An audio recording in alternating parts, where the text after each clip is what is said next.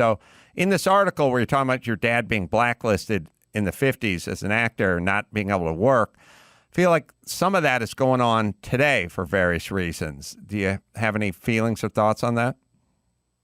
Sure.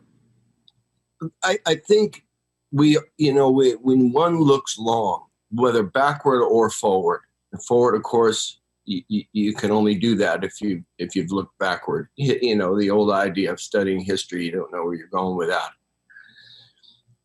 The looking long on this, there is a cycle of what happens in terms of societal cannibalism, separate and apart from leadership and governance, what we do to each other. And for me, the biggest concern is always the hypocrisy that I don't know a human being that, looking honestly, doesn't find hypocrisy in a day, much less in the last 10 years of their life, the last 20 years of their life, the last 30 years. And I'll call on the most controversial version of this because I've already taken some shit for things I've said. Look, the core of Me Too and Time's Up, any moron knows is essential and real. And something we need to get more devoted to, the core of it.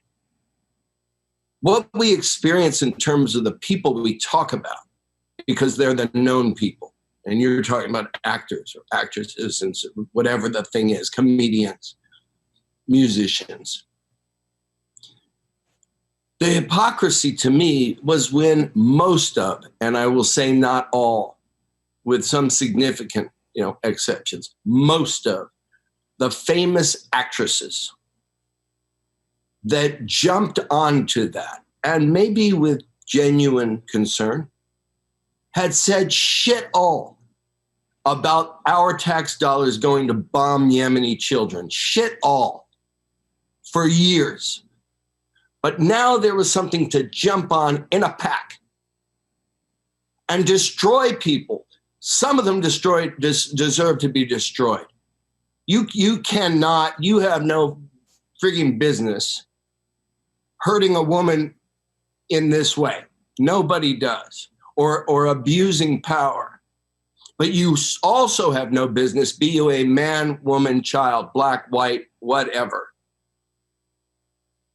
in acting on it in a pack without looking back on your own actions in life and finding out how to balance and acknowledge those things.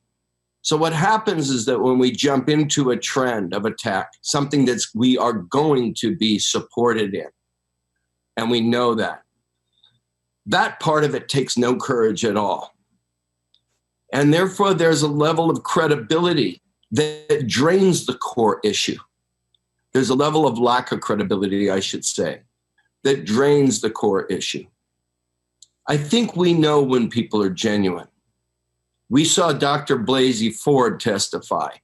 I'm telling you, I've been what you call a professional observer of human behavior for a long time. And if that woman said one thing that wasn't true, curse me dead. There was something so significantly genuine about the way she communicated.